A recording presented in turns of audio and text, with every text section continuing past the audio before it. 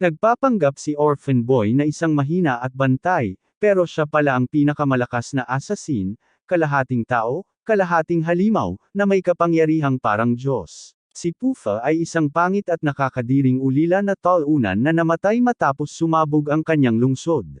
Ang kanyang amang ampon, si Marky Blossom, ay tinitingnan siya habang may isang malaking gagamba na nakatingin sa kanila.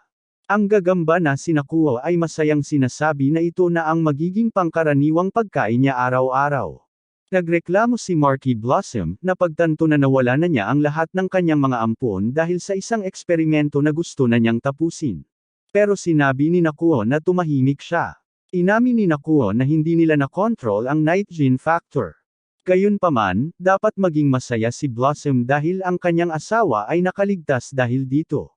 Sabi ni Nakuo dapat silang magdiwang dahil mula ngayon, mas maraming tao ang magiging kalahating halimaw upang magbigay sa kanila ng tuloy-tuloy na supply ng mga bagong paksa para sa pagsusuri. Bigla, tumayo si Kufa at tumitig kay Nakuo. Nalilito si Blossom dahil ang isang patay na katawan ay hindi dapat gumalaw o magbago ng kulay ng buhok. Binanggit ni Nakuo kung gaano kahanga-hanga na ang isang patay na katawan tulad ni Kufa ay maaaring magising ang kanyang mga kapangyarihang vampira. Hindi pinansin ni Kufa si Nakuo at nilapitan ang kanyang walang malay na ampun na kapatid na si Rose na nakahiga sa lupa. Napansin niyang nasa huling mga hininga na siya at humingi ng tawad bago kagatin ang kanyang leeg. Binalaan ni Nakuo si Kufa na ang paglikha sa dalaga bilang kanyang vampirong kamag-anak ay magiging halimaw siya dahil palagi siyang magkakaroon ng uhaw na sumipsip ng dugo. Bigla, may mga putok ng baril na narinig kay Nakuo at lumitaw ang ilang miyembro ng White Knight na pinangunahan ni Oyoji. Inilaan ni Nakuo ang kanyang atensyon sa kanila habang inaatake siya, ngunit madali niyang pinatay ang mga lalaki at hinabol si Oyoji. Agad siyang nagsisi sa pag-atake kay Nakuo dahil hindi niya alam na ang gagambang ito ay nasa antas ng halimaw. Nagreklamo si Nakuo, binanggit na may kapal ng mukha si Oyoji na sugatan siya, pero gusto niyang gamitin siya para sa kanyang eksperimento dahil si Oyoji ay isang gumagamit ng mana. Bigla, lumitaw si Kufa mula sa likuran at sinuntok ang isa sa mga mata ni Nakuo, sinundan ng isang talon sa hangin upang sa wakas ay makapagbigay ng suntok at bulagin ang gagamba. Gumamit si Oyoji ng pagkakataong ito upang dumaan sa ilalim ng higanteng gagamba, pinapaputok ito ng ilang beses bago gumamit ng espesyal na bala sa kanyang mana upang gawing singaw ito. Naging kontento si Oyoji sa tagumpay hanggang napansin niya si Kufa sa tabi ni Rose at tinanong kung ano ang ginagawa nito. Ipinaliwanag ni Kufa na binubura niya ang mga alaala ni Rose. Gusto niyang kalimutan niya na siya ay isang vampira, upang maiwasan ang pagdurusa niya mula sa pagnanasa ng dugo. Kufa ay humiling sa kanya na ipagkaloob ang buhay ni Rose. Alam niya na si Oyoji ay isang sundalo mula sa Flandor, na ang trabaho ay puksain ang mga halimaw tulad niya. Binanggit ni Oyoji na balang araw ay maaalala ni Rose na siya ay isang vampira at posibleng umatake sa mga tao. Nangako si Kufa na magiging maingat siya sa kanyang kapatid na babae, at bilang kapalit, nag-alok siyang maging nasasakupan ni Oyoji at sumali sa guild.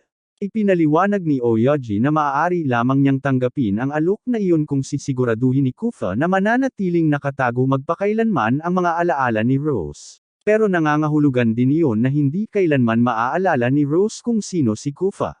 Tinatanggap ni Kufa, pero patuloy na pinipindot ni Oyoji ang mga butones. Sinasabi niya na hindi kailanman magiging mapagpasalamat si Rose kay Kufa at hindi siya kailanman iisipin nito. Sa madaling salita, magiging anino si Kufa para sa isang tao na wala namang pakialam dito, katulad mo at ng iyong crush. Tinanggap ni Kufa ang alok at tinanong siya ni Oyoji kung paano siya nakarating sa ganoong kalayo para sa kanya. Umiiyak si Kufa habang nakangiti at sinabing gusto lang niyang maging masaya ang kanyang maliit na ampon na kapatid. Nagising si Rose na tinatawag si Kufa, ngunit tuluyan ng binura ni Kufa ang kanyang mga alaala, nangako na pagmamasdan siya mula sa malayo at paprotektahan siya. Ilang taon ang lumipas, si Kufa ay bahagi na ng guild ng mga assassin na tinatawag na White Knight. Nasa isang misyon siya upang makapasok sa bahay ng isang maharlika nang makatagpo siya ng isang grupo ng mga mamamatay tao. Sinubukan nilang patayin si Kufa, pero lumabas na mas malakas siya dahil madali niyang naiiwasan ang kanilang mga bala gamit ang kanyang espada. Naiwasan niyang mapatay ang karamihan sa kanila maliban sa isang lalaki na kasing lakas at may kontrol sa mga benda. Nag-aaway sila nang makialam si Oyoji sa pamamagitan ng isang putok ng baril sa lalaking may benda. Tinanong ni Oyoji kung nahanap na ng guy na nakabenda ang gusto niya. Sinabi ng mamamatay tao na tanungin nila ang mga patay sa bahay at ginamit ang kanyang kapangyarihan upang ihagis ang katawan kay Kufa. Ginamit niya ang pagkaabala na ito upang makatakas sa pamamagitan ng mga bintana. Tinanong ni Kufa kung dapat ba niyang habulin ito, pero sinabi ni Oyoji na hindi na kailangan dahil nagtagumpay na ang mamamatay tao sa pagpatay sa Panginoon ng bahay. Noong mga sandaling iyon, nang mapagtanto ni Oyoji na nasa dead end na sila sa kanilang investigasyon, ang kanilang gawain ay alamin kung may relasyon ang lalaking ito sa isang maharlikang babae. Pero dahil patay na siya, kailangan nilang maghanap ng ibang paraan. Ibinigay ni Oyoji kay Kufa ang kanyang bagong misyon. Kailangan niyang maging pribadong guro ni Melida Angel, anak ni Melanoa. Ang kanyang trabaho ay gabayan siya at palakihin bilang isang mandirigma na karapat-dapat sa isang aristokratikong tahanan, dahil sa kasalukuyan, siya ay kasing walang silbi ng Sekiro, na nagpipilit sa kanyang lolo na tanungin kung sino ang kanyang ama. Tinanggap ni Kufa ang misyon at umalis sa isang tren patungong Flandor, ang huling natitirang lungsod-estado ng sangkatauhan. Si Kufa ay nasa isang gumagalaw na tren, nagbabasa ng isang libro tungkol sa huling natitirang lungsod-estado ng sangkatauhan, na kilala bilang mundo sa loob ng parol, Flandor. Ipinaliwanag niya na mayroong malaking digmaan sa pagitan ng mga tao at mga halimaw. Mayroong mahigit 30 lahi ng mga halimaw pero isa lang ang S-rank na lahi, ang mga bampira. Ipinahayag din niya na ang tanging pag-asa ng sangkatauhan na makaligtas ay nagmumula sa mga tao tulad ni Melida, mga maharlika na kayang gumamit ng mana upang talunin ang mga halimaw, maliban na lang kay Melida na siya lamang ang hindi makagamit nito. Pagdating niya, bumaba siya sa tren at nagsimulang maglakad-lakad sa lungsod ng ilang minuto hanggang sa makarating siya sa tahanan ng mga anghel, kung saan siya sinalubong ng mga katulong. Si Amy, ang pinuno ng mga katulong, ay nag-alok na ipakita sa kanya ang paligid ng tahanan. Nakarating sila sa harap ng bahay, at sinabi niyang doon siya magtatrabaho sa susunod na 3 taon. Naisip niyang banggitin na dapat malapit lang si Melida nang mapansin nila si Melida na nakatayo sa balkonahe ng bahay at nakatingin sa kalangitan ng gabi. Tinawag siya ni Amy dahil sa pag-aalala. Doon niya napagtanto na nakapalda siya at pinapanood siya ni Kufa. Naging nerbyosa siya, natapilok, at nahulog. Si Kufa ay nagmadali upang saluhin siya sa kalagitnaan ng hangin at pinigilan siyang masaktan. Tinanong niya kung nasaktan siya at binuksan niya ang kanyang mga mata, ngunit hindi niya maiwasang mapahanga sa kanyang hitsura. Nahihiya, tinanong niya kung siya ang kanyang guro, na kinumpirma ni Kufa sa pamamagitan ng pagpapakilala sa sarili. Sinabi ni Amy kay Melida na oras na para pumunta sa akademya, at si Kufa ang sasama sa kanya.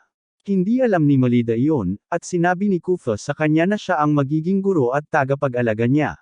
Pagdating nila sa akademya, sinalubong si Melida ng isang batang babae na nagngangalang Nerva, na nagsasabing late na naman siya. Tinanong ni Nerva kung sino si Kufa, at sinabi ni Melida na siya ang kanyang pribadong guro. Nerva ay nagsimulang asarin siya dahil hindi pa niya nagigising ang kanyang mana, pagkatapos ay hiniling kay Melida na maging kanyang kasosyo sa pagsasanay. Ang mana ay isang espesyal na makapangyarihang kapangyarihan na nagbibigay sa mga gumagamit nito ng hindi pangkaraniwang talento at nagpapataas ng kanilang pisikal na kakayahan lampas sa karaniwang tao. Si Melida ay bahagi ng isa sa 3 malalaking aristokratikong bahay na may titulong paladin, at dapat ay nagising na ang kanyang mana simula sa edad na 7. Pero wala siyang silbi dahil hindi pa niya naipapakita ang kanyang mana. Naghahanda sina Melida at Nerva para sa pagsasanay, habang si Kufa ay nagmamasid at humahanga sa posisyon ng pakikipaglaban ni Melida. Gayunpaman, ginamit ni Nerva ang kanyang mana at madaling na-block ang lahat ng atake ni Melida. Pagkatapos, inatake niya ito at tinalo. Pinagmamasdan ni Kufa at napagtanto na siya ay may talento ngunit walang silbi. Patuloy na nang aasar si Nerva, sinasabing may pangarap si Melida na sumali sa elite unit ng lungsod na tinatawag na Crest Legion. Ang ibang mga babae sa paligid ay sumali sa kasiyahan at nagsimulang tumawa sa kanya. Nagdagdag pa ng asin si Nerva sa sugat, sinabing ang pinsan ni Melida, si Elise, ay malapit nang maging miyembro ng Crest Legion. At hindi tulad ni Melida, matagumpay na naibangon ni Elise ang kanyang Paladin class taon na ang nakalipas kasama ang kanyang pribadong guro. Sabi ni Nerva na si Elise ang tutupad sa pangarap ni Melida, na nagdulot kay Melida na tumakbo palayo, at si Elise ay humabol sa kanya. Hindi makapaniwala si Kufa na balak sumali ni Melida sa pinakamalakas na guild, ang Crest Legion, sa kabila ng kanyang kawalan ng talento. Pagkatapos, bumalik si Kufa sa kanyang silid upang magsulat ng ulat, matapos siyang obserbahan ng isang araw. Wala siyang nakitang anumang palatandaan na siya ay may kakayahang mana. Sa conclusion, hindi siya ang biological na anak ng Night Duke, Felgus Angel, at ngayon ay kailangan niyang isagawa ang kanyang pangalawang misyon, na alisin si Melida. Karaniwan, maghihintay pa siya ng kaunti para lang masiguro. Pero naiisip niya ang kahihiyan na dinanas niya noong araw na iyon at nararamdaman niyang ito ang pinakamainam para sa kanya. Naniniwala din siya na siya ay isang bata na produkto ng isang ina na, bagaman mayaman, nagmula sa isang karaniwang pamilya at nagkaroon ng relasyon sa isang lalaking may dugong maharlika. Bagaman ipinagmamalaki ni Melida ang pangalan ng pamilyang Angel, kulang siya sa mga katangian upang maging isang paladin. Sa kabila ng hindi niya alam ang lahat ng ito, naniniwala pa rin si Melida sa kanyang sariling mga talento. Naniniwala si Kufa na labis nang nagdusa si Melida at patuloy pa rin itong magdudusa, at hindi ito matatapos. Kaya, mas mabuti nang tapusin na niya ito, at bilang isang mamamatay tao, karangalan niya na gawin ang kanyang tungkulin bilang isang mamamatay tao. Pumunta siya upang hanapin si Melida sa kanyang silid, ngunit wala siya roon. Kaya, hinanap niya siya sa buong syudad at natagpuan siyang inaatake ng mga halimaw. Nagulat si Kufa at nagtataka kung paano nakarating ang mga nilalang na iyon sa mataas na bahagi ng lungsod. Naalala niya ang mga salita ni Oyoji, na sinabing pinilit siya ng kanyang lolo na makipaglaban sa mga halimaw upang magising ang kanyang mana. Pinbiting ng mga nilalang si Melida, at sinubukan niyang lumaban, pero masyado silang malakas. Sinubukan nilang gupitan ang kanyang buhok, na nagdulot sa kanya ng pag-iyak dahil ito lamang ang nagpapaalala sa kanya sa halip na makipaglaban. Umiiyak siya habang ipinapaliwanag na kailangan niyang panatilihin ang kanyang buhok at sumali sa Crest Legion upang makilala bilang bahagi ng pamilya. Pinapanood ni Kufa at napagtanto niyang hindi humihingi ng tulong si Melida dahil nangangahulugan iyon na aminin niyang wala siyang mana at hindi siya kabilang sa pamilya Angel. Kufa ay humanga sa kanyang determinasyon at nagpasya na tumulong. Tinalo niya ang mga nilalang habang si Melida ay tinitingnan siya ng may paghanga. Humingi siya ng tawad sa pagkalate at nag-alok ng kamay, pero tumayo siya ng mag-isa. Napagtanto ni Kufa na sanay na siyang mag-isa na lumaban sa mundo. Habang pinapahid niya ang kanyang mga luha, umaasa siya sa araw na lahat ay kikilala kay Melida. Kufa, hawak ang kanyang mga kamay, ay sinabi kay Melida na mula sa sandaling iyon, handa siyang ipagsapalaran ang kanyang buhay para tulungan siya, at dapat niyang tanggapin ang kanyang tulong. Nagsimula nang umiyak si Melida at sinabi niya rito na may isang paraan lamang para magising ang kanyang mana, ngunit kung mabago ito, mamamatay siya. Sumang-ayon si Melida, sa kabila ng potensyal na panganib. Hinalikan niya ang kanyang kamay at sinabi na ilalagay niya ang kanyang buhay para sa kanya. Bumalik sila sa mansyon at sumayaw si Melida matapos magising ang kanyang mana. Masaya ang mga katulong na kaya na niyang gumamit ng mana, pero alam ni Kufa na wala ng atrasan. Hindi niya pwedeng malaman ni Melida ang tungkol sa lihim na relasyon ng kanyang ina pati na rin ang kanyang trabaho bilang isang mamamatay tao. Kailangan niyang makahanap ng paraan upang itago ang kanyang tunay na lahi kasama ang suporta na ibinibigay niya rito. Hindi dapat malaman ni Oyoji at ng lolo ni Melida ang tungkol dito dahil kung malaman nila, pareho silang nasa panganib na matanggal. Kaya, umaasa siya na hindi gagawa si Melida ng kahit anong bagay na magpipilit sa kanya na alisin ito.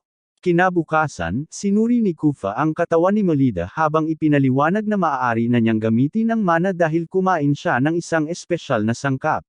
Gayunpaman, may posibilidad pa rin na magkaroon siya ng mga pisikal na abnormalidad. Sa kabutihang palad, pagkatapos ng pagsusuri, iniulat niya na wala siyang mga abnormalidad. Gayunpaman, tinanong ni Melida kung magiging estudyante ba siya nito, at sinabi niya na itinuturing na niyang estudyante siya. Si Melida ay nagsimula ng tumalon-talon, sinasabi niyang hindi na siya makapaghintay na makapasok sa paaralan. Ngayon na mayroon na siyang mana, hindi na siya naiiba sa lahat, ibig sabihin ay makakagawa na siya ng mga kaibigan. Ngunit sinabi ni Kufa sa kanya na ipinagbabawal ang paggamit ng mana.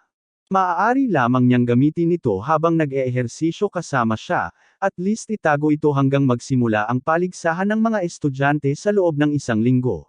Mamaya sa akademya, patuloy na dumadalo si Melida sa kanyang mga klase habang nagpapanggap na walang nagbago. Ang ibang mga babae ay kausap si Nerve tungkol sa torneo, pero iniwan sila ni Nerve upang harasin si Melida. Kinuha ni Nerve ang isang libro mula sa kanya, sinasabing gusto niyang basahin ito at dapat ibigay ito ni Melida sa kanya dahil magkaibigan sila. Sinabi niya kay Melida na dapat siyang magbihis at magpalit ng damit para makapag-ensayo sila ng magkasama, pero hindi sumagot si Melida. Umalis na lang si Nerve kasama ang ibang mga babae, sinasabing mas mahalaga pa ang aralin ni Melida sa kanyang guro kaysa manatili kasama ang kanyang mga kaibigan. Malungkot si Melida dahil pinagtatawanan siya ng lahat ng mga babae, pero si Kufa ay naghihintay sa labas para sa kanya, naririnig ang buong sitwasyon.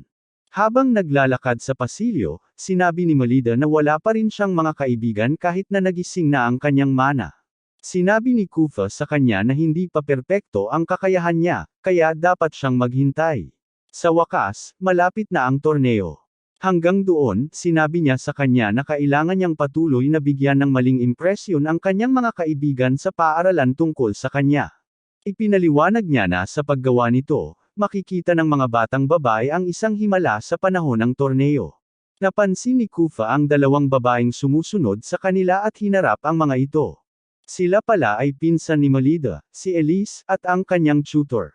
Lumapit sila, at humingi ng tawad si Elise kay Melida sa huli. Pagkatapos, ipinakilala ng guro ni Elise ang kanyang sarili kay Melida bilang si Rossetti Prickett. Nagulat si Melida dahil sikat si Rossetti dahil nagising niya ang mana kahit siya'y isang karaniwang tao. Kung hindi pa iyon kahanga-hanga, naging pinakabatang miyembro din siya ng Crest Legion. Hawak niya ang espesyal na titulong Career Marquee na ipinagkaloob ng hari. Sinasabi lang ni Rossetti na masyadong pinapalaki ng mga tao ang kanyang mga nagawa at hindi niya dapat alintana ang mga iyon. Sinabi ni Rossetti na tawagin siya na Rose at binanggit na inaasahan niyang magkasundo sila ni Kufa, dahil pareho silang guro ng parehong sambahayan. 1 linggo ang lumipas malapit nang magsimula ang torneo, ngunit labis na kinakabahan at nanginginig si Melida. Pinapakalma siya ni Kufa na magiging maayos siya dahil nag-eensayo siya para sa sandaling ito. Dumating ang ama ni Melida at ang kanyang lolo sa estadyo at hindi siya pinansin, na lalong nagpalala ng kanyang pagkabahala. Nakaupo na ang lahat para sa torneo, at napagtanto ni Kufa na ang torneong ito ang magpapasya sa kinabukasan ni Melida. Siya ay itatapon o palalayain, depende sa kanyang pagganap. Umupo si Rose sa tabi ni Kufa at binanggit kung paano nag-aalala si Elise kay Melida. Malapit nang magsimula ang torneo, at ito ay binubuo ng isang laban ng koponan. Ang koponan ni Melida ay haharapin sina Nerve at ang grupo ng mga bully, pero may problema. Sinabi ng koponan ni Melida na iwan na lang niya ang lahat sa kanila dahil wala siyang magagawa. Nagsisimula ang duelo na may layuning sakupin ang base ng kaaway. Inaasahan ni Nerve na mananatili si Melida sa likod at magiging walang silbi, hanggang mapansin niya si Melida na tumatakbo patungo sa base ng kaaway. Nerve ay natuwa na si Melida ay lumalapit upang magpakatatag sa harap ng lahat. Inilunsad niya ang sarili kay Melida upang durugan ito, ngunit inactivate ni Melida ang kanyang mana upang harangin ang atake at itulak si Nerve pabalik. Nagulat ang lahat sa arena dahil hindi nila mapaniwalaan na nagising na ni Melida ang kanyang mana. Si Kufa ay proud na makita siyang nagpapakita ng kumpiyansa at bagong lakas. Bumangon si Nerve upang umatake, sinasabing huwag masyadong magyabang si Melida dahil hindi pa niya natutunan kung paano gamitin ang kanyang mana. Sinubukan niyang harangan ang swing ni Melida, pero sinipa siya ni Melida. Pinagsabihan niya ito na kahit may armas ang kalaban, hindi ibig sabihin ay iyon lamang ang kanilang ginagamit sa laban. Nagalit si Nerve dito, at sinugod si Melida, pero binulag siya ni Melida ng buhangin at tinamaan siya ng espada, na nagpadapa kay Nerve sa pader. Nagalit si Nerve dahil ang tanging tao na hindi niya matanggap na matatalo siya ay si Melida. Pinalaya niya ang buong mana niya at tumalon upang ibagsak ang kanyang martilyo sa lupa, na nagdulot ng malaking alon ng hangin at alikabok na hamampas sa arena. Nawala ang alikabok at isang malaking butas ang lumitaw sa lupa. Nagsimula na namang mangutya si Nerve kay Melida dahil nakaluhod ito sa lupa. Tinanong niya kung masyadong matindi ang laban para sa kanya at inalok na palalayain siya kung susuko siya dahil magkaibigan sila. Bago ang huling atake ni Nerve, itinaas ni Melida ang kanyang espada sa leeg ni Nerve, sinasabing mas nakakatakot ang mga atake ng kanyang guro. Nagsimula ng magpalitan ng mga palo ang dalawa at nagawang itulak ni Melida si Nerve pabalik. Naiipit niya ito sa pader at sumugod upang ibigay ang panghuling suntok, ngunit nang tumama siya, naitapon ang kanyang espada. Napagtanto ni Melida at Kufa na kakain lang niya ng lahat ng kanyang mana habang nag-charge ng atake. Nagsimula ng tumakbo palayo si Melida, ngunit sinunggaban siya ni Nerve at itinulak siya sa lupa.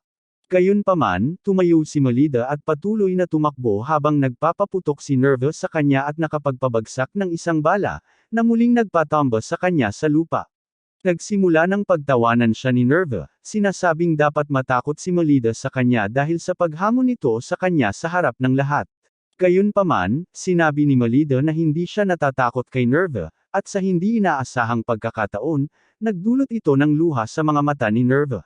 Biglang naaalala ni Nerve ang araw na una niyang nakilala si Melida.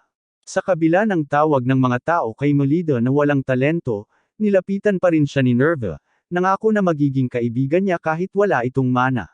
Pagkatapos ng alaala na ito, sinabi niya kay Melida na dapat ay nanatili na lang siyang walang mana. Pagkatapos ay nagpasya siyang alisin si Melida gamit ang kanyang buong kapangyarihan, ngunit muling bumangon si Melida. Ginamit niya ang parehong teknik na tinatawag na Phantom Blade, na ginamit ni Kufa upang iligtas siya. Pagkatapos matamaan, bumagsak si Nerve sa lupa, tanda ng kanyang pagkatalo. Nabigla si Kufa nang makita niyang ginagamit niya ang teknik na iyon dahil isang beses lang niya itong nakita na ginagamit niya. Kinuha ni Melida ang sandata ni Nerve at nagmadaling pumunta sa base ng kaaway upang sirain ito. Gayunpaman, dumating mula sa likuran ang mga kasama ni Nerve. Sa kabutihang palad, dumating ang mga kasamahan ni Melida upang suportahan siya at hikayatin siyang tapusin ang trabaho at makamit ang tagumpay. Pagkatapos ng laban, tumakbo si Melida patungo kay Kufa sa pasilyo. Itinaas niya siya na parang bata, binabati siya sa kanyang tagumpay.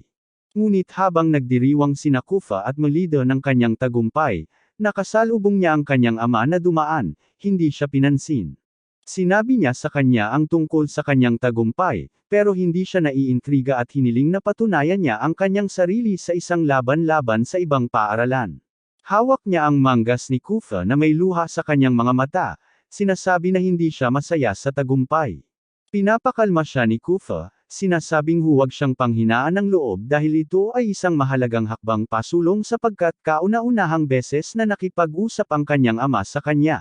Bigla, tumakbo si Nerve patungo sa kanya, ibinabalik ang librong kinuha niya.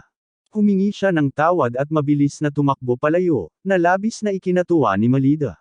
Nagsimula ang pangalawang laban kung saan hinarap ni Melida ang koponan ng kanyang pinsan. Gayunpaman, sinira ni Elise ang base ni Melida sa loob lamang ng ilang segundo. Lahat ay nagulat nang makita ang kapangyarihan ng isang Paladin class at isa sa pinakamalakas sa akademya. Pagkatapos ng torneo, nag-usap sina Kufa at Rose tungkol sa kung paano naghahanda ang kanilang akademya para sa isang bagong torneo laban sa ibang mga paaralan. Sa paligsahang ito, tanging dalawang kinatawan, na tinatawag na mga kadit, ang lalahok, at sila ay pinipili mula sa mga pinakamahusay na estudyante. Hiniling ni Melida kay Elise na sumali sa kanyang koponan. Alam niyang wala siyang kwenta kumpara kay Elise pero iniisip niyang magiging kahanga-hanga kung makakalaban siya kasama nito. Nasa gitna na ng pagsagot si Elise nang lapitan sila ni Nerve at ng ilang mga babae, binabati si Melida at pagkatapos ay umalis. Nasa gitna na si Elise ng pagtatanong kay Melida nang pumasok ang punong guro para sa anunsyo. Binanggit ng punong guro ang paligsahan at kung paano ito isasagawa ng magkakasama sa Dothric Girls Academy. Ang mananalo ay makakakuha ng titulong Diyosa ng Buwan, Luna Lumiere. Magkakaroon din ng isang hamon na kanilang haharapin, na magaganap sa huling araw ng paligsahan. Ngunit ang torneo ay hindi lamang hinuhusgahan ng pagsubok kundi pati na rin ang asal ng kadit sa paaralan, at sa lahat ng tao sa loob ng 7 araw na ginaganap ang torneo. Ang mga boto mula sa bawat estudyante at ang mga resulta ng pagsubok ay bibilanggan, at ang kadit na makakatanggap ng pinakamaraming puntos sa kabuuan ay makakatanggap ng titulong Luna Lumiere. Pagkatapos ay ipinakilala niya ang kadit na kumakatawan sa kanilang akademya. Sa gulat ng lahat, sina Melida at Elise ang napili bilang mga kinatawan. Sa pagtipon ng mga kadit sa entablado, ipinaliwanag ng punong guro na ang pagsubok ng torneo ay magaganap sa Glassman Palace.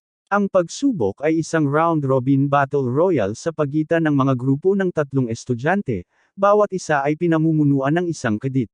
Bawat estudyante ay magkakaroon ng metal na pin sa kanilang dibdib, at ang isang koponan ay kailangang mangolekta ng pinakamaraming pin sa loob ng itinakdang oras upang ideklarang panalo. Pagkatapos, tinanong ng punong guro ang mga kadit na pumili ng kanilang dalawang kasama, simula kay Melida. Tumingin siya sa lahat ng nakatingin sa kanya at nagsimulang magpanik.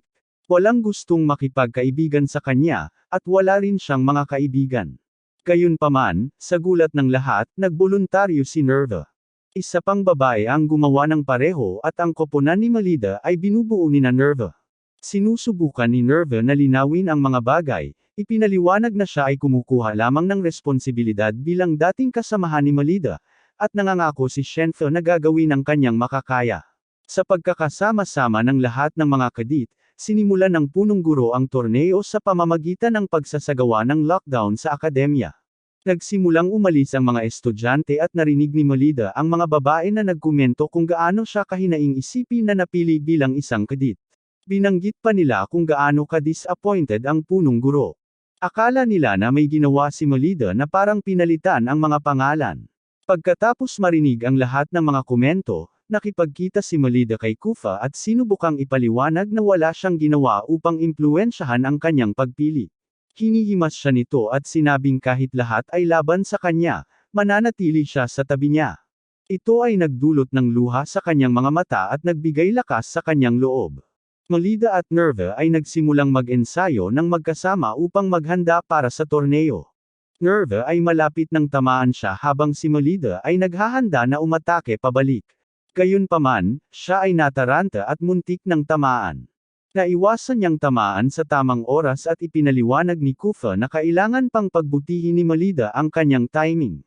Tinanong ni Nerva kung maaari niyang gawing mas magaan ang armas nito dahil maaaring masaktan si Melida sa pagsasanay na ito. Pero sinabi ni Kufa na tumahimik siya. Ipinaliwanag niya na kailangan nila ng pressure at dagdagan ang kanilang output ng 120%. Kung magagawa nila ito, na minsan ay hindi ko nagagawa, magagamit nila ang mga galaw na iyon sa isang aktwal na laban. Tinanong ni Shenfe kung pwede silang magpahinga at pumayag si Kufa. Sa panahon ng pahinga, umupo si Melida mag-isa sa ilalim ng isang puno. Nag-aalala siya na kahit na may pagsasanay, baka hindi pa rin siya makasabay kay Elise. Kinagabihan, ang katulong ni Elise ay nagmamadali sa loob ng akademya. Pinigilan siya ni Kufa sa pamamagitan ng pagsasabi na sinusubukan niyang alisin ang ebidensya. Nagulat ang katulong at tinanong kung ano ang sinasabi niya. Lumapit si Kufa sa kanya at kinuha ang piraso ng basag na salamin mula sa kanyang palda. Nagsimula ng magpanik ang katulong, ipinaliwanag na sinuri niya ang sarili niya kaninang umaga. Gayunpaman, inamin ni Kufa na niloko lang niya ito gamit ang isa pang piraso ng salamin na mayroon siya. Kufa pagkatapos ay inihayag na si Rose, Elise, at Melida ay nanunood malapit. Tinanong ni Elise kung bakit isinama ng katulong ang pangalan ni Melida bilang kandidato. Ipinahayag ng katulong na ginawa niya ang lahat para pilitin sina Melida at Elise na maglabanan. Sa madaling salita, galit siya na si Melida ay patuloy na itinuturing na katumbas ni Elise sa kabila ng pagiging walang silbi na batang babae na walang mana ilang linggo na ang nakalipas. Gusto niyang ipakita sa lahat ng miyembro ng pamilya kung paano mas magandang piliin si Elise bilang susunod na pinuno kumpara kay Melida. Naalala ni Melida ang mga salita ng kanyang ina, na sinasabi sa kanya na dapat niyang ipakita ang kanyang kapangyarihan kung nais niyang makamit ang isang bagay. Sinabi niya sa katulong na patutunayan niya na karapat-dapat siyang makasama ni Elise sa pamamagitan ng pagkapanalo. Kinagabihan, pinuri ni Kufa si Melida sa mahusay na paghawak sa sitwasyon kasama ang katulong.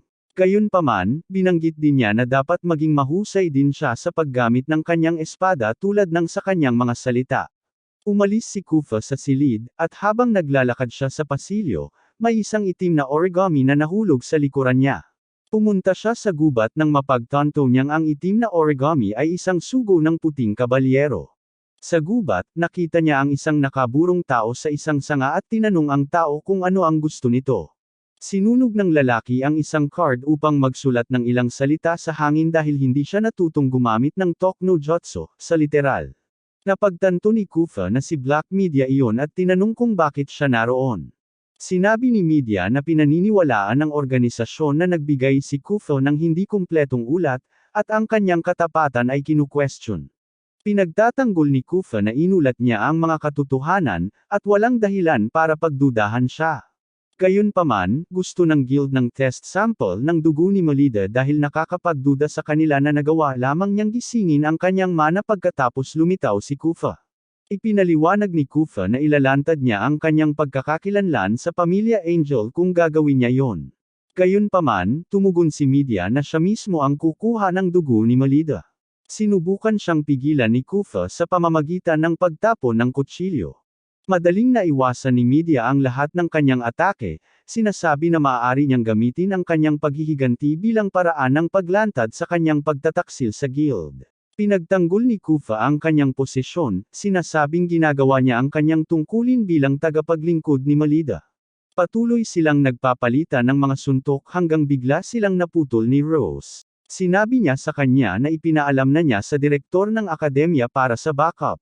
Sinabi ni Kufa sa kanya na hindi na siya kailangang pumunta, pero ipinagtanggol niya na hindi siya mananatiling walang ginagawa.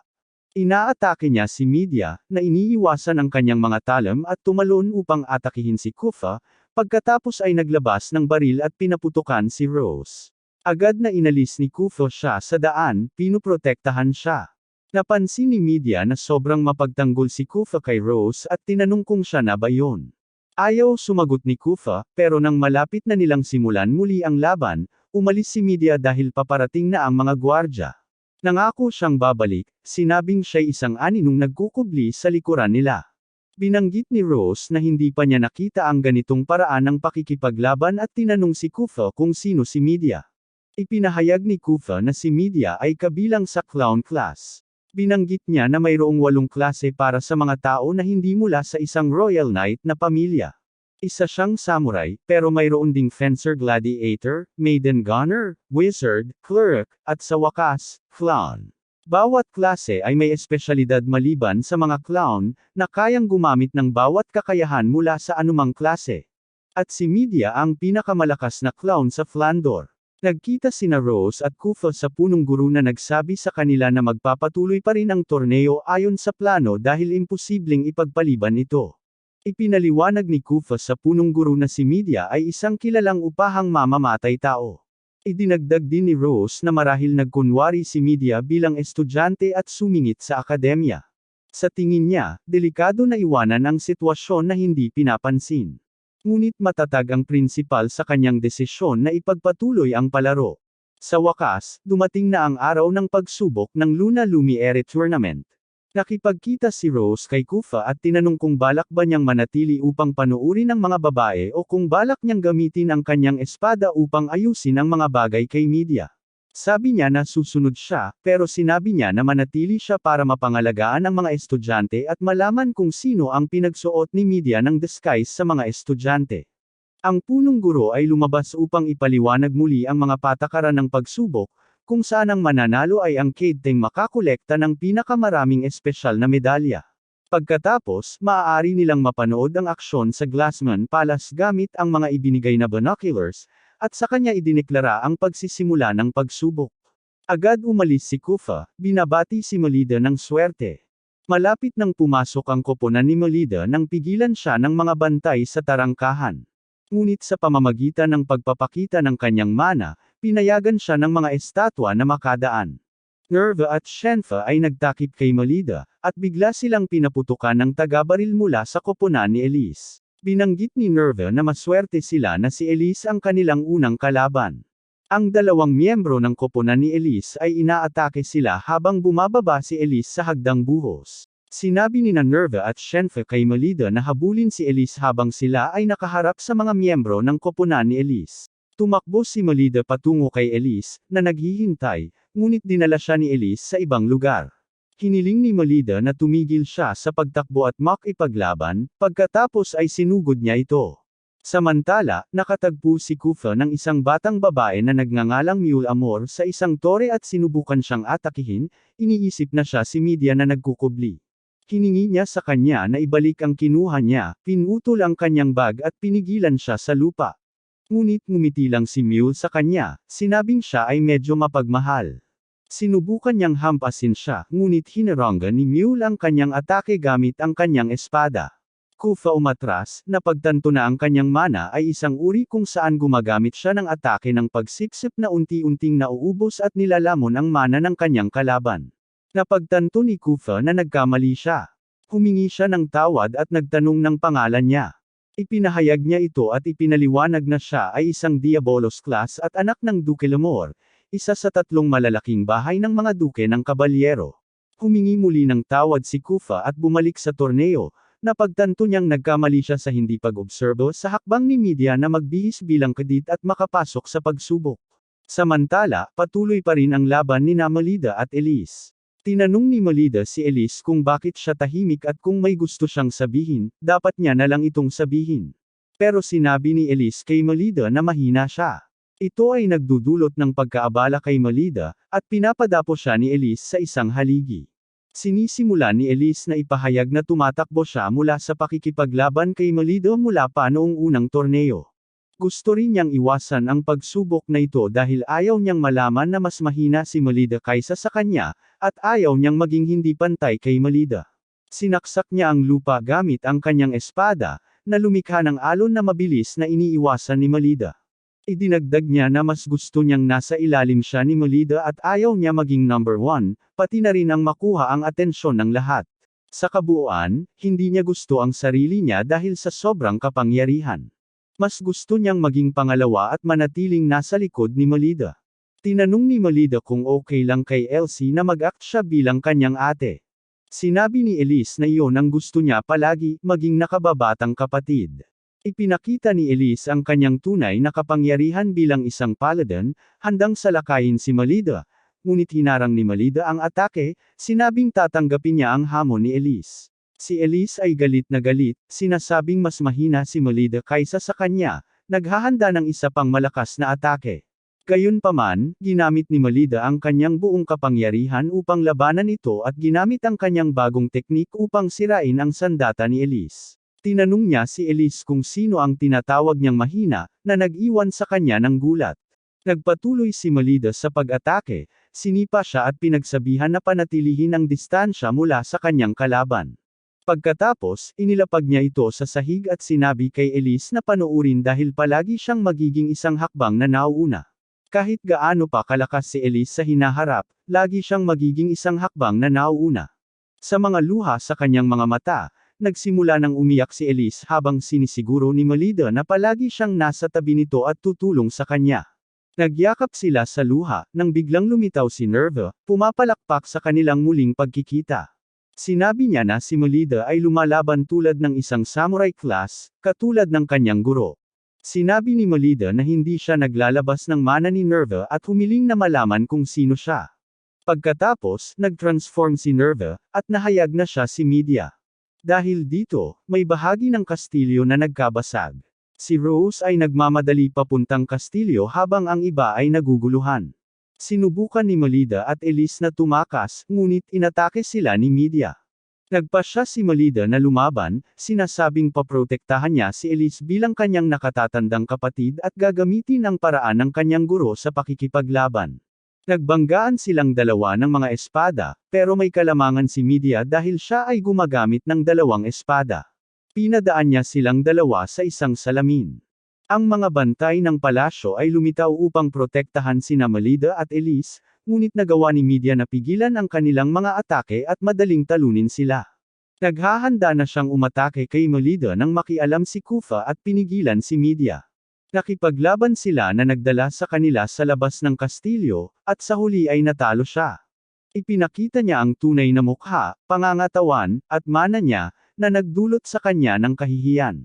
Sinabi niya na hindi siya makakabalik, sabay sabing natalo siya. Lumabas na marunong pala siyang makipag-usap, pero gusto lang niyang magpakabrat. Ibinigay ni Kufa ang isang karagdagang ulat kay media upang ipasa kay Oyoji.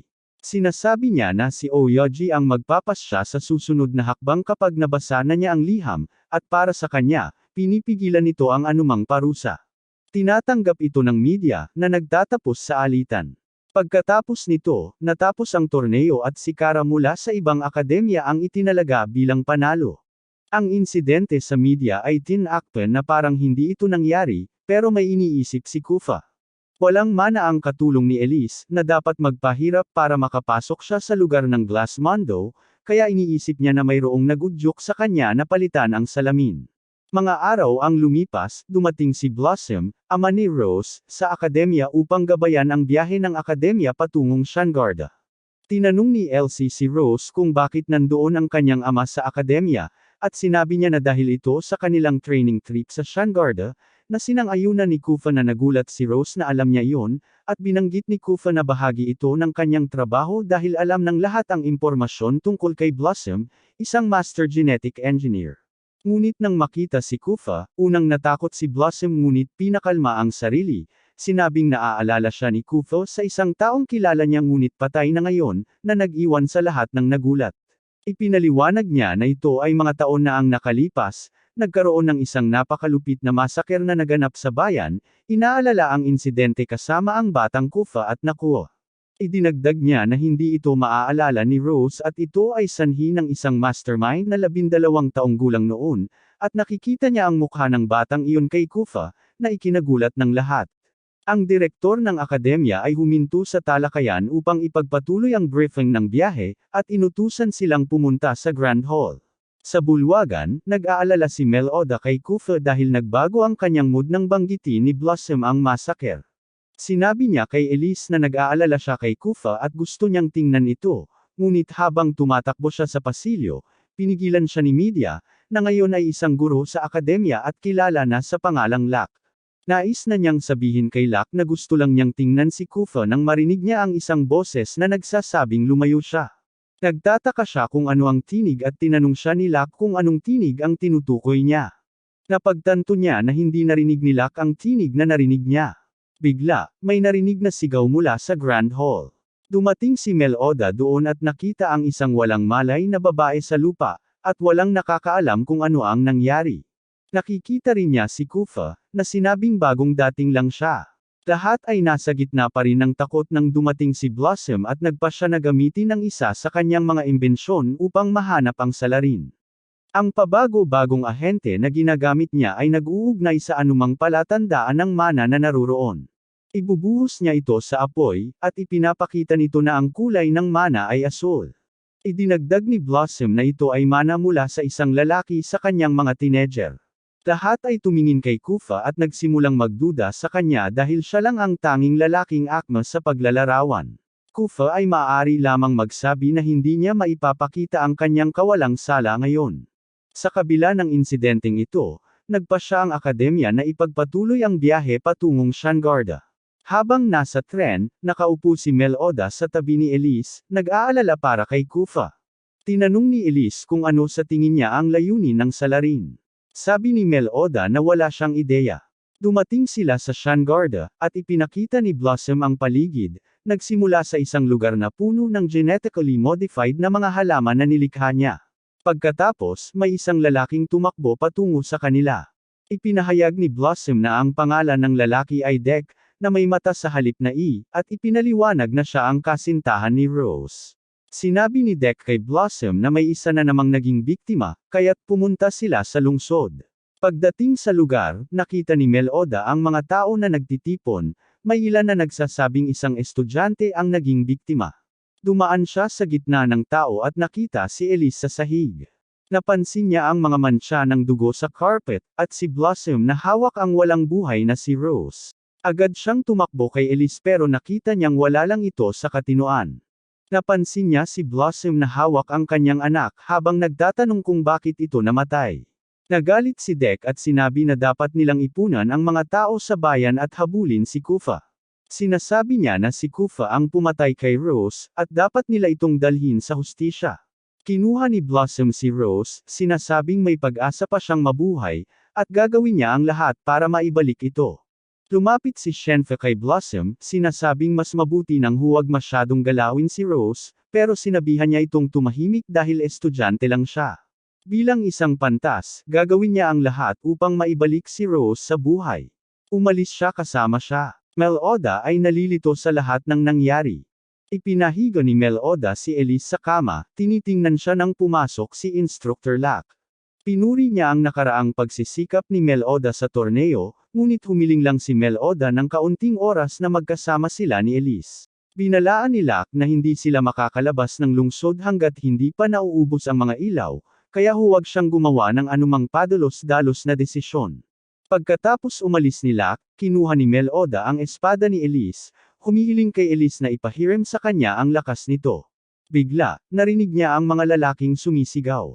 Si Shenfe ay nagmadali papasok sa silid, sinasabi kay Melioda na kailangan niyang tumakas agad. Tinanong ni Melioda kung ano ang nangyayari. Ipinaliwanag ni Shenfe na inatake si Blossom, at tumakas ang salarin kasama ang bangkay ni Rose. Ipinaliwanag din niya na may natagpuan silang asul na mana sa lugar ng krimen. Hindi na kayang ipagtanggol ng punong guro si Kufa. Lumalapit ang mga lalaki, at nagpatuloy si Shenfe sa paglock ng pinto. Sinasabi na alam ng mga tao sa bayan na konektado si Melioda kay Kufa. Dumating sila para hostage-in siya at ilabas si Kufa. Malapit na nilang give-in ang pinto, at pinapabilis ni Shenfe ang pagtakbo niya. Pumunta si Melioda sa bintana, hawak pa rin ang espada ni Elise, at sa isang huling sulyap kay Elise, umalis siya. Gumamit siya ng mana para makalapag ng ligtas at nagsimulang tumakbo, humihingi ng tawad sa lahat, at nangangakong tutuklasin ang ugat ng buong usapin. Dumating si Melioda sa lugar ng mga halaman, ang unang misteryosong lokasyon na kanyang natagpuan sa lungsod. Naalala niya na sinubukan siyang pigilan ni Kufa na pumunta roon, kaya naisip niyang kailangan niyang tingnan ito. Gamit ang espada ni Elise, nagawa niyang sirain ang malaking bato na hadlang sa daan. Dumaan siya sa isang lihim na pasilyo, nakita ang mga sapot ng gagamba at isang kalansay sa daan. Pagkatapos, umabot siya sa isang maliit na opisina. Sa loob ng opisina, natuklasan ni Melioda ang ilang mga dokumento at aklat na nilagdaan ni Blossom. Ang mga librong ito ay lahat isinulat tungkol sa pananaliksik sa night gene factor na kayang buhayin ang mga patay na tao bilang mga halimaw. Binanggit na siya ay nabigo na dati, sinusubukan niya ulit, nag-eeksperimento sa mga mamamayan. Gayunpaman, narinig niya muli ang mahiwagang boses, na nagsasabing may pumasok sa kanyang lungga at humihingi ng paliwanag kung sino siya. Si Melioda, handang-handa, ay nagpakilala bilang isang batang paladin, at pagkatapos ay tinanong ang pagkakakilanlan ng nagsasalita. Pagkarinig na siya ay isang paladin, sinabi ng misteryosong lalaki na nais niyang gamitin siya bilang eksperimento. Bigla, lumitaw si Rose na may hitsurang kalahating vampira. Ang kanyang mana ay naging asul, at lumalapit siya kay Melioda, humihingi ng kanyang dugo. Pinaghihinalaan ni Melioda na siya ang maaaring salarin sa likod ng mga pagpatay. Habang umatras, nawala ng balanse si Melioda at nahulog sa lupa. Ang boses sa isip ni Melioda ay nag-uudyok kay Rose na inumin ang dugo ni Melioda hanggang sa mawala ito. Sinasabing ang estudyante ni Kufa ang magiging unang sakripisyo. Sinubukan ni Rose na atakihin si Melioda, ngunit nakialam si Kufa, sinasabing magpakatino si Rose. Nagtapos siya sa pag-transform sa kanyang anyong vampira upang pigilan si Rose. Sinusubukan niyang makipag-usap sa kanya, sinasabi na huwag siyang magpatalo sa kadiliman. Ang kanyang mga alaala bilang tao ay dapat kumilos upang pigilan siya, hinihimok siyang alalahanin ang lahat ng mga taong nagmamahal sa kanya. Nagtatago siya at pagkatapos ay tumakas mula sa opisina. Sabi ng misteryosong lalaki, walang silbi ito, at hindi kayang ibalik ni Kufa ang 7 taong uhaw ni Rose. Sinasabi niya na si Kufa ay manunood habang unti-unting bumabagsak sa ilalim ng kanyang kontrol si Rose, na nagagalit kay Kufa. Melioda, na natatakot, ay nagtatanong kung bakit siya ganoon ang itsura, ngunit manahimik si Kufa. Sinubukan ni Melioda na lapitan siya, pero sinabi niyang lumayo siya. Tinanong ni Melioda kung bakit. Pagkatapos ay nilapitan niya siya at pinigilan, sinabing kailangan niyang burahin ang anumang alaala niya mula sa kanyang isipan. Ito ay isang bagay na madali niyang magagawa ng walang anumang epekto dahil siya ay isang vampira. Magsisimula silang muli, parang unang araw nilang nagkita, pero magiging guro pa rin siya nito. Idinagdag niya na walang tumanggap sa kanya nang magmukha siyang vampira, at natatakot siya dahil iba na rin ang tingin niya sa kanya ngayon. Gayunpaman, idineklara ni Melioda na kahit paano pa man siya tingnan ng mundo, palagi siyang magiging kasama nito, na ikinagulat ni Kufa. Yamakap at hinalikan siya nito, sinasabing mukhang kaakit-akit siya sa kabila ng kanyang hitsura. Tinanong niya kung maaari pa rin siyang magtiwala sa kanya sa kabila ng pag-amin na siya ay mula sa mabangis na lupain ng walang hanggang gabi, at ang kanyang likas na kaaway ay isang kalahating halimaw. Kung ang kanyang lihim ay mabubunyag, siya ay huhulihin at papatayin. Hiningi niya sa kanya na mangako na hindi niya sasabihin kung inuman ang kanyang nakita, at kung gagawin niya ito, papatayin siya. Tinatanggap niya rin, dahil sa takot, habang pinipisil ni Kufa ang kanyang mga pangil sa kanyang leeg. Pagkatapos noon, sinabi ni Kufa na kailangan nilang tulungan si Rose dahil may sumusubok na puwersahin ang kanyang mga nakatagong alaala. Naniniwala siya na sina Nakua at Blossom ito. Plano nilang makakuha ng malaking bilang ng mga tagasunod upang magsilbing kanyang puwersang militar sa pamamagitan ng paggamit kay Dek. May malaking impluwensya si Dek sa bayan, at ang pagpapakasal niya kay Rose ay magbubunga ng lahi ng mga gumagamit ng mana. Isa pang problema ay kung ipapakita ni Rose ang kanyang tunay na kalikasan bilang isang vampira. Kailangan din niyang ipakita ang kanyang tunay na kalikasan, na nagiging malaking panganib para sa kanya na lumabas sa publiko. Ibinahagi ni Melioda ang kanyang ideya na pigilan ang plano ni Nakua at Blossom, at sinabi ni Kufa na mayroon siyang paraan ngunit kakailanganin ang kanyang tulong, na kanyang sinang-ayunan. Ang kasal ni Rose at Dek ay nagaganap, at naroon si Rose para sa kasal. Nakapagpaniwala si Blossom sa lahat na nakahanap siya ng paraan upang buhayin ang kanyang anak na babae. Gayunpaman, pinutol ni Melioda ang kasal. Binanggit niya na ang pagmamahal ni Rose kay Kufa ay hindi makakatugma sa pagmamahal niya para dito. Nagsisimula ng malito si Rose at nagkakaroon ng sakit ng ulo. Nagpatuloy si Rose at inamin na nahalikan niya siya ng 2 beses, na nagpalito kay Rose. Nagpatuloy si Melioda sa pagsasalita, pinapayuhan na huwag gumawa ng anumang bagay na makakapagpalungkot sa kanya at kay Elise. Si Rose ay muling nagkamalay at hinamon si Melioda sa isang duelo. Nagsimula na sila ng laban para sa karapatan sa pagmamahal ni Kufa. Gumamit si Melioda ng double attack, na hamarang sa atake ni Rose at tinamaan si Rose ngunit sa halip ay hindi ito tumama at si Blossom ang tinamaan. Ang apoy ay nasunog ang buhok ni Blossom at may isang gagamba na tumalon mula sa kanyang ulo. Hinaharap ni Melioda ang gagamba, na nagpapakita na si Blossom ay kinokontrol ni Nakua. Pagkatapos, naglabas ng singaw ang gagamba, at inihayag ni Nakua ang kanyang tunay na anyo sa lahat. Sinabi ni Melioda sa lahat na si Nakua ang halimaw na responsable sa lahat ng mga pag-atake, na siya namang ikinatuwa ni Nakua. Sinubukan siyang hulihin ng mga estudyante, ngunit lumikha si Nakua ng distraction at tumakas sa pamamagitan ng isang lihim na daanan. Sinundan siya ni Rose, hindi umatras, sinabing naaalala niyang siya ang nagpilit sa kanya na burahin ang lahat ng tao sa lungsod. Pero noong nag-atubili siyang kagatin si Elise, nagalit si Nakua at tinanggal siya. Naalala din niya na siya ang may kasalanan sa nangyari taon na ang nakalipas, ngunit hinawakan siya ni Nakua sa lalamunan at sinubukang patayin siya. Dumating si Kufa, sinipa si Nakua palayo at sinabihan siyang lumayo sa kanyang nakababatang kapatid na babae. Inutusan niya si Rose na magising at pareho silang nag-transform bilang mga vampira. Sinabi niya sa kanya na sabay silang wawakasan ang Nakua. Sa buong panahong ito, palaging tinatawag ni Nakua si Kufa na hari ng yelo. Matapang na sinasabi ni Nakua na siya ay isang arachnid at isa sa mga dakilang Panginoong namumuno sa mundo ng gabi, kaya hindi siya matatalo. Ang mga asul na apoy ay lumamon sa kanya habang nagiging higanteng gagamba siya, sumasabog mula sa pasilyo. Sinimulan ni Kufa at Rose na atakihin siya, ngunit napatunayan niyang magaling siyang depensahan ang sarili. Sinampal ni Rose ang isang malaking bato, Sinusubukang mahulog ang mga bato kay Nakua, pero nahuli niya ito sa kanyang sapot at inatake sila. Umalis sila, nagtago sa alikabok. Pagkatapos, pumunta si Rose sa ilalim ni Nakua gamit ang kakayahang tinatawag na Grimstorm. Pinapaputok niya siya pataas at pagkatapos ay binubuksan ang isang zero-gravity na kuweba na nagsususpend ng galaw ni Nakua sa hangin. Inaatake siya ni Kufa habang naglalakbay siya sa espasyo gamit ang mga nagyelo na bato.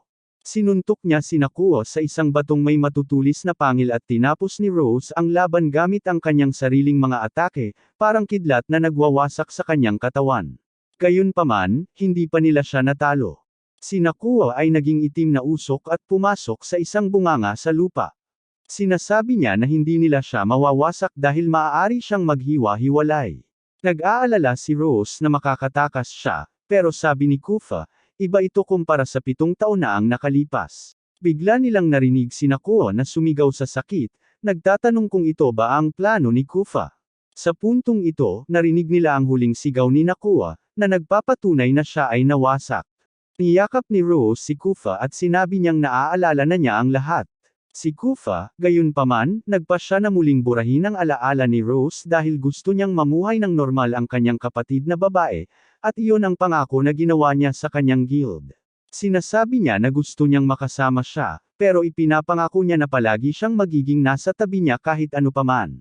Sinabi niya sa kanya na mamuhay siya bilang isang tao at tinatakan ang kanyang mga alaala. Mga buwan pagkatapos ng hidwaan na ito, bumalik sa normal ang mga klase sa akademya. Kinatigan ni Kufa na si Mel Oda ay lumago ng malaki sa kanyang akademiko at pagsasanay, na lumampas sa kanyang mga inaasahan.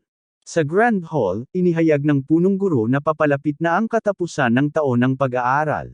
Sinasabi niya na ang mga estudyanteng nasa 3 at 2 taon ay kailangang ipakita ang kanilang kakayahan sa Vibria Goat Librarian Certification Exam. Ipinaliwanag ni Kufa na ang Vibria Goat Exam ay isang pangkalahatang pangalan para sa napakalaking labyrinth sa gitnang bahagi ng Flandor. Inaasam-asam nila itong maging isang uri ng aklatan na may milyon-milyong mga aklat at teksto ng kasaysayan. Ang mga nag-uukit at sumusuri sa mga tekstong iyon ay kilala bilang mga Vibria Goat Librarians. Tiniyak ni na Rose at Kufa sa kanila na hindi kasama ang mga pagsusulit para sa mga unang taon. Gayunpaman, nilapitan sila ng punong guro, tinatanong sina Elise at Mel Oda kung nais nilang lumahok sa paligsahan. Binanggit ni Kufa na mga unang taon pa lamang sila, ngunit sinabi ng punong guro na dahil sila ay mga Luna Cadets, gusto niyang patunayan nila sa iba na karapat-dapat silang maging Luna Cadets. Hindi nila kailangang pumasa, pero papayagan silang maglakad-lakad sa medyo ligtas na unang palapag ng labirinto. Ilang araw ang lumipas, sina Mel Oda, Elise, kasama ang ilang mga estudyanteng nasa 2 taon, ay nagpakita sa aklatan upang kumuha ng pagsusulit. Excited sina Elise at Mel Oda na magkasama sa parehong koponan. Narating nila ang kanilang destinasyon, at nagpaalam si Kufa kay Mel Oda, na inaasahan ang kanyang magandang kapalaran sa pagsusulit. Habang bumababa sila papunta sa aklatan, ipinaliwanag ng punong guro ang mga patakaran ng pagsusulit. Ayon sa grado ng kanilang pagsusulit sa paaralan, sila ay pupunta sa silid basa sa naaangkop na palapag at kukunin ang kanilang patunay ng pagpasa. Dapat silang bumalik sa unang layer bago maubos ang oras ng orasan ng buhangin. Idinagdag niya na ang Vibria Goat ay pinoprotektahan ng mga multo na mga librarian sa aklatan, na nagmamasid sa mga manlulusob na kumukuha ng mga libro ng walang pahintulot. Habang bumababa sila, lalong lumalakas ang mga multo. Gayunpaman, biglang huminto ang plataporma, at inatake sila ng itim na mana, na nagdulot ng pagkabasag ng plataporma at nagpalipad sa kanila. Sa ibabaw, isang madre ang naghahanap sa punong guro dahil nais makipag-usap sa kanya si Duke Felgos, ngunit hindi siya magagamit. Hiningi ng madre kay Kufa na tumulong bilang kapalit at makipagkita sa Duke. Nagtipon-tipon sila sa isang silid, at ipinakilala ni Kufa ang kanyang sarili sa Duke. Tinanong ni Duke Felgos tungkol kay Mel Oda at sa direktor, at sinabi ni Kufa na nasa lugar ng pagsusulit sila. Naniniwala ang Duke na wala nang kailangan pang ipasa ni Mel Oda sa mga pagsusulit at inutusan si Kufa na dalhin siya pabalik kaagad. Ipinakita niya sa kanya ang isang liham na naglalaman ng kanyang intensyon na ilipat ang kanyang anak na babae mula sa akademya sa katapusan ng taon ng pag-aaral. Tinanong ni Kufa kung bakit nais niyang ilipat siya, at sumagot ang duke na nais niyang iwasan ang anumang karagdagang kontrobersya na may kinalaman kay Melioda. Sinusubukan ni Kufa na kumbonsihin siya na maghintay ng isang taon pa, naniniwala na magkakaroon ng makabuluhang resulta sa panahong iyon. Iginiit ng duke na naniniwala siyang masyado pa siyang kulang sa karanasan, kahit na hindi niya alam ang buong lawak ng kanyang kakayahan. Pinagtanggol ni Kufa na totoo ito, ngunit naniniwala pa rin siya sa kanyang potensyal. Nang biglang may isang madre na nagdala ng isang itim na liham sa kanila, sinabing mahalaga ito, naputol ang kanilang pag-uusap. Napagtanto ni Duke Felgos na galing ito sa Grimfus Guild, at nang mabasa ito, napagtanto nila na plano ng guild na patayin ang mga babae. Melioda at Elise, nag-iisa at nailipat sa ibang palapag ng aklatan ng itim na mana, ay nalilito tungkol sa nangyari. Nagpasya silang mag-explore ng mag-isa, at ang orasan ng buhangin ay nagpapahiwatig na nagsimula na ang oras para sa pagsusulit sa sertipikasyon. Habang bumababa sila ng hagdang buhos, inatake sila ng dalawang madilim na espiritu, na mga multo ng aklatan. Naiwasan nila ang mga atake at naghanda na makipaglaban. Bawat isa sa kanila ay nakikipaglaban sa isang multo, at medyo nahihirapan si Elise, habang nasisiyahan si Melioda sa pakikipaglaban sa kanyang kalaban. Ipinapakita ni Melioda ang kanyang natutunan kay Kufa at madaling tinalo ang kanyang multo. Sa hindi inaasahan, kahit si Elise ay kayang talunin ang kanyang multo. Ipinagdiriwang nila ang katotohanan na kaya nilang ipagtanggol ang kanilang sarili kahit wala ang punong guro at posibleng makapasa sa pagsusulit. Ngunit bigla silang inambush ng maraming multo, at si Melioda at Elise ay nahirapan. Sa tamang oras, lumitaw sina Mule at Selaka upang iligtas sila. Madaling pinalayas ang mga multo gamit ang kanilang kapangyarihan ng hangin. Ipinakilala nila ang kanilang mga sarili sa mga babae, at inihayag na sila rin ay sumasailalim sa Vibria test. Samantala, sa itaas, pinapakalma ni Kufa sina Rose, Shenfe, at ang mga madre na ibabalik niya ng ligtas ang mga estudyante, at dapat silang magbantay sakaling may mangyari habang wala siya. Nagtipon-tipon ang mga nakatatanda kasama ang punong guro, na nagbigay katiyakan sa kanila na lahat ay maayos. Tinanong nila ang punong guro tungkol sa sitwasyon, at ipinaliwanag niya na ang mga halaman na bumabalot sa elevator ay isang ilusyon na nilikha ng isang mahiwagang teksto, na nagdala sa kanila sa kailaliman ng labirinto. Ngayon kailangan nilang bumalik sa akademya, iulat ang sitwasyon, at humingi ng tulong sa paghahanap sa mga unang taon. Bigla, hinarap sila ng mga miyembro ng Grimfist, at sinubukan ni Sweet Oak at ng punong guro na. Tuldok. Isa sa mga miyembro ay nagpakilala bilang si Crudel, isang apostol ng guild at isang artificial na lycanthrope na nasisiyahan sa kanyang reputasyon bilang isang necromancer. Nagtatanong siya kung bakit hinahabol ng guild ang mga estudyante. Tumanggi siyang sumagot, sinabing ang mga patay ay hindi nagsasalita habang muling binubuhay ang ilan sa mga miyembro ng guild upang atakihin ang mga natatakot na estudyante. Pinoprotektahan ng punong guro ang mga estudyante mula sa mga zombie, ngunit ginamit niya ang isang zombie upang atakihin siya mula sa likuran. Gayunpaman, sinisikap pa rin niyang protektahan ang mga estudyante, habang si Crudel ay malapit ng tapusin ang punong guro. Dumating si Kufa para iligtas siya, pinapatay ang mga zombie. Nagpataas si Crudel ng mas maraming zombie, ngunit madaling naalis ni Kufa ang ilan sa kanila at nagpatuloy na alisin si Crudel, na nagdulot ng pagbagsak ng natitirang mga zombie.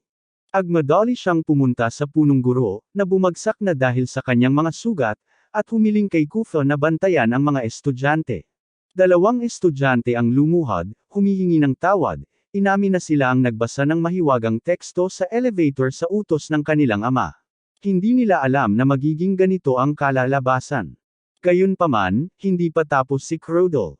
Ipinapakita niya ang kanyang tunay na lakas sa pamamagitan ng pagtanggal ng kanyang laman at pagbabalik bilang hari ng mga patay, tinatawag ang mga multo ng aklatan upang habulin sila. Kinuha ni Kufa ang punong guro at inutusan ang mga estudyante na tumakbo patungo sa gate na papunta sa akademya, ngunit hinarang sila ni Crudel at ng kanyang hukbo ng mga multo. Sinimulan ni Kufa na putulin ang ilan sa mga multo, ngunit napagtanto niyang sa kanyang anyong tao, hindi niya kayang alisin ang lahat ng mga ito. Sa kabutihang palad, ginamit ni William Jean ang kanyang mga bendahe upang protektahan ang mga estudyante at si Kufa. Pagkatapos, tinalo ni William si Crodel gamit ang kanyang mga bendahe upang pigilan ang mga kapangyarihan ng undead na hari.